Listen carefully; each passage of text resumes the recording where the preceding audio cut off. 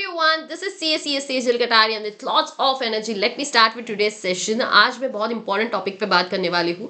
बहुत सारे स्टूडेंट ये क्वेश्चन करते हैं कि मैम हम लोगों को बात ये है ना कि हमको समझ तो आता है सब कुछ लॉ में, हमें थोड़ा बहुत इंटरेस्ट भी आता है, बट द प्रॉब्लम इज कि बिकॉज हम लोगों को जो समझ में आया है वो ना ही याद रहता है और याद भी नहीं रहता, और ना ही कभी कभी अगर याद रह जाए तो ना ही हम लिख पाते हैं. तो लिखने में प्रॉब्लम है एंड याद करने में प्रॉब्लम है, तो हम कैसे डील करें. देखो, मैं ये वीडियो में हमेशा स्टूडेंट्स को 3 कैटेगरीज में डिवाइड करती हूँ. मैं इस वीडियो में भी वही करूंगी. ये वीडियो बहुत इंपॉर्टेंट होगा आप लोगों के लिए, स्पेशली तब जब आपको पता है कि लॉ आपको हमेशा मतलब फाइनल्स तक है. कोई भी आप एग्जामिनेशन दो, आपको लॉ आएगा ही आएगा, और अगले लेवल्स पे भी बहुत सारे डिफरेंट डिफरेंट लॉज आते हैं. इनकम टैक्स आता है, जीएसटी आता है, एक्सेट्रा एक्सेट्रा. तो आपको लॉ आपका पीछा तो छोड़ने वाला है नहीं. तो it is better that you get familiar with it, you accept that fact, and आपको कैसे वर्क करना है लॉ को लेके वो आपको समझना होगा. लॉ एक काइंड ऑफ लॉ को अंडरस्टैंडिंग लिखना एक स्किल है जो धीरे धीरे डेवलप होता है. तो सेल्फ डाउट में जाने की जरूरत नहीं है किसी को भी. आप स्टार्टिंग में आपको नहीं आ रहा है, इट्स ओके, एब्सोल्युटली फाइन. आप धीरे धीरे उसके कुछ टेक्निक्स है जो आप फॉलो करोगे तो आपको याद भी रहेगा और एग्जाम में लिखना भी पॉसिबल होगा.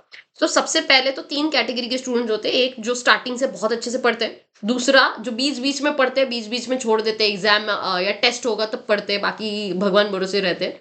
एंड एंड वाले जो कुछ ऐसे होते हैं जो एकदम डेड एंड पे एकदम पानी यहाँ तक आने के बाद पढ़ना स्टार्ट करते हैं. सो ये 3 कैटेगरी अलग अलग होती है. तो सबसे पहले जो स्टार्टिंग से पढ़ते हैं वो वैसे ही अच्छे से नोट्स लिखेंगे.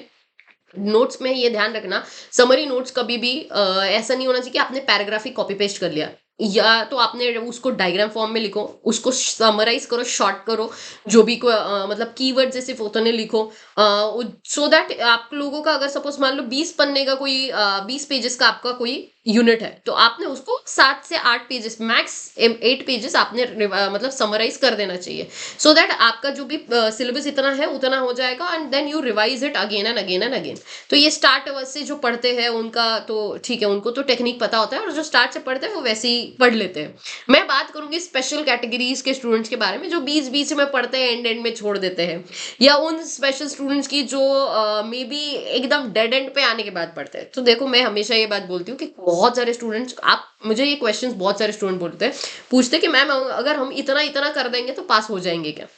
तो इतने इतने में भी वो क्वेश्चन ये होता है कि मैम आरटीपी एमटीपी पीवाईक्यू कर ले, और अगर हम लोग मॉड्यूल ना करें तो क्या हम पास हो सकते हैं या नहीं हो सकते. तो मैं आपको एक बात बहुत क्लियरली बताना चाहती हूँ दैट कोई भी स्टूडेंट पास होगा या नहीं होगा वो इस बात पे डिपेंड करता है, बहुत सारे एक्चुअली इस बात पे मतलब बहुत सारे बातों पे डिपेंड करता है, जिसमें से सबसे पहला है कि आपका कॉन्सेप्चुअल अंडरस्टैंडिंग क्या है. ठीक है, मैंने ऐसे स्टूडेंट देखे जो एकदम एंड में 1 मंथ 8 डेज ना 15 डेज में पढ़ते हैं एंड फिर भी क्लियर हो जाते हैं, और मैंने ऐसे भी स्टूडेंट देखे जो मर मर के पूरा साल भर पढ़ रहे हैं और फिर भी फेल होते हैं. So the only difference is there mindset strategies, जिसके बारे में मैंने पहले भी बोला था. 2 मंथ स्ट्रेटजी का मैंने एक वीडियो बनाया था, वो जरूर देखना, क्योंकि उसमें भी मैंने माइंडसेट के बारे में बात करी थी. इसमें भी मैं वही बात करूंगी कि आपके माइंडसेट का पूरा खेल होता है. तो द पॉइंट इज कि जब आप ऐसी सिचुएशंस में हो, तो आपको जब लॉ प्रिपेयर करना है तो सबसे इंपॉर्टेंट होता है कि लॉ को अडेप्ट करने के लिए पहले तो आप कॉन्सेप्चुअली सीखो, क्योंकि ये कोई नहीं बता पाएगा कि आप पास होने वाले हो या फेल इतना करने के बाद. आपने कैसे पढ़ना चाहिए वो करने के बाद आप पास हो सकते हो, वो मैं बता देती हूँ. कि आपने पहले तो कॉन्सेप्चुअली अंडरस्टैंडिंग लेकर आओ, अच्छे से समझो कि क्या लिखा है क्या नहीं लिखा है. आपको पता होना चाहिए कि इसमें ये चीज मेंशन करी है, इसमें ये ट्विस्ट वाले पॉइंट्स है. दूसरा, उसके बाद आप किताब बंद करके रिवाइज करो. किताब जरा सा भी खुला नहीं होना चाहिए. स्टूडेंट क्या करते हैं, ऐसे किताब ओपन रखते हैं और हल्का सा ऐसे ऐसे याद करने की कोशिश करते हैं, और हल्का सा ऐसे आंखें नीचे जाके देख लेते हैं. हाँ, फिर उनको क्लिक हो जाता है कि हाँ ठीक है ये वर्ड था, उस वर्ड पे पूरा स्टेटमेंट आगे का सब कुछ याद हो जाता है आपको, और आपको ऐसा लगने लगता है कि मुझे आता है.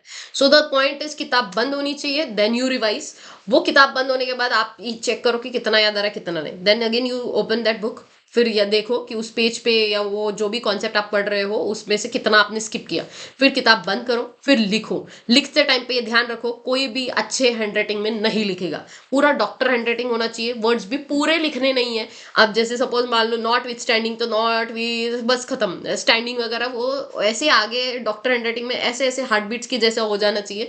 वो इस तरीके के आपके नोट्स होने चाहिए जो रद्दी में जाएंगे, जो आपके अलावा किसी को नहीं समझ में आएंगे, सिर्फ कीवर्ड्स आपको मेंशंस करने हैं, और इतने इतना फास्टली लिखना है, जितना फास्ट आप लिख पाओ उतने फास्ट आपको लिखने की जरूरत होती है। रफ पेजेस पे लिखो, मार्जिन में लिखो, ऐसा मतलब यूजुअली लड़कियों को आदत होती है बहुत अच्छे से पेन पेपर स्केल और अलग अलग तरीके के पेन वगैरह, वो हमें नहीं करना है, because we are not writing notes, we are just revising. तो जितना आप लिख के रिवाइज करोगे उतना ज्यादा अच्छे से याद होता है। और कुछ लोग बहुत आलसी होते हैं जिनको लिखने में बड़ी परेशानी होती है, जान पे आता है, तो वो लोग या तो लाउड रीडिंग करें, जिसकी मतलब लाउड बार बार खुद को समझाए, या तो किसी और को समझाए, जिसकी वजह से आपको वो टॉपिक याद रहेगा।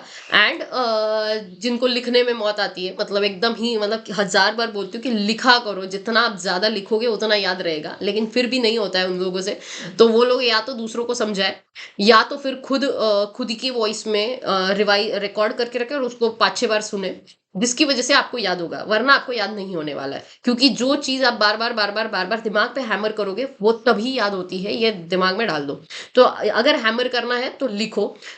तो आपने पहला क्या किया, पहले कॉन्सेप्चुअल अंडरस्टैंडिंग किया, फिर किताब बंद करके याद किया, फिर वापस से देखा क्या स्किप किया था क्या नहीं, फिर लिखा। अब लिखते टाइम पे आपने मैंने बता दिया 3 बार अगर आप लोग लिख लेते हो, 3 बहुत बार मतलब अगर जनवरी अटेम्प्ट है तो यू कैन मैनेज 3 टाइम्स, अगर सितंबर अटेम्प्ट है तो वो आप नहीं कर पाओगे, तो एटलीस्ट एक बार तो लिखना ही चाहिए।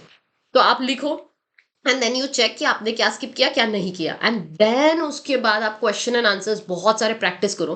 क्वेश्चन एंड आंसर्स जैसे डायरेक्ट क्वेश्चन है तो वैसे ही आपको लिखना है, तो दैट्स ओके। लेकिन case study based question and answers जब होते हैं तो प्रोविजन लिखो, फैक्ट्स एक्सप्लेनेशन आप ऑन द स्पॉट प्रो मतलब आप ऑन द स्पॉट उसको बना सकते हो, तो वो आप बना लेना। एंड कंक्लूजन सिर्फ यस नो जो भी होता है वन लाइनर, उसका यस नो लिख के खत्म करो। सो ट्राई करो कि प्रोविजन लिखते चलो लिखते चलो लिखते चलो, जितना लिखोगे उतना ज्यादा दिमाग में बैठेगा। एंड द मोस्ट इंपॉर्टेंट, बहुत सारे स्टूडेंट होते हैं जो स्ट्रेस में पढ़ाई करते हैं। सो प्लीज अंडरस्टैंड, जिंदगी में कोई ऐसी बड़ी चीज नहीं है सीए का एग्जामिनेशन, सिर्फ पास और फेल आपका कुछ नहीं डिसाइड करने वाला। तो थोड़ा सा स्ट्रेस कम लेकर पढ़ा करो, कि पता नहीं जिंदगी में क्या होने वाला है, अगर आप ये पास नहीं होते हो तो कुछ नहीं होता है, लाइफ चलती रहेगी, एंड एट द एंड सब लोग मरने वाले, ठीक है। ये रियलिटी है कि एट द एंड सब लोग मरने ही वाले, तो इतना कोई ऐसा लाइफ का लोड लेके पढ़ना नहीं है। थोड़ा सा चिल रह के दिमाग में मतलब थोड़ा सा चिल रह के पढ़ा करो।